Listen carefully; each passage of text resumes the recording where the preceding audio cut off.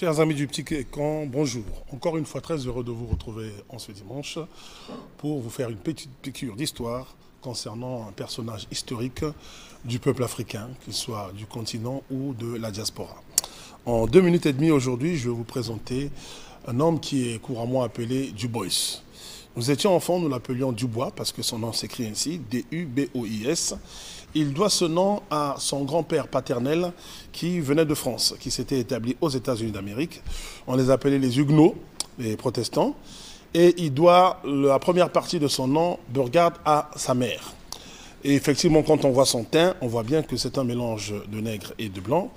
Mais ce monsieur, c'est l'un des personnages les plus importants de l'histoire du panafricanisme et son nom est régulièrement associé à celui de Marcus Garvey et nous reviendrons plus tard sur la dualité qui a opposé ces deux hommes.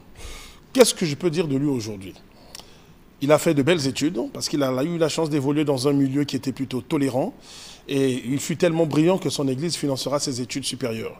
Il aura étudié beaucoup de choses, la philosophie, l'histoire, la sociologie et il aura écrit un nombre considérable d'ouvrages. C'est l'un des tout premiers diplômés de Harvard, certains pensent même qu'il est le premier nègre diplômé de Harvard et il étudiera également à Berlin où il obtiendra un doctorat en philosophie. Panafricaniste convaincu, il prend la nationalité ghanéenne en 1961, où il mourra d'ailleurs en 1963 à l'âge de 95 ans.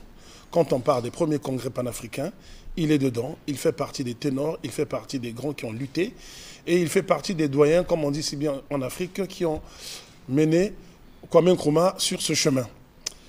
Personnage très important, il a lutté contre le racisme aux États-Unis de façon physique et de façon intellectuelle. Il était persuadé qu'il fallait s'élever par l'élite. Il encourageait fréquemment les gens à étudier en leur disant clairement que sans les études, ça serait très difficile pour eux de s'en sortir dans une Amérique aussi raciste. Malgré tout ce qu'il a eu à subir, il n'a jamais fait montre de violence. Il s'est battu tous les jours pour que les nègres soient protégés et que les idées du panafricanisme règnent toujours. Je vous remercie pour votre attention. Nous nous retrouverons dimanche prochain pour la présentation d'un autre personnage. Merci.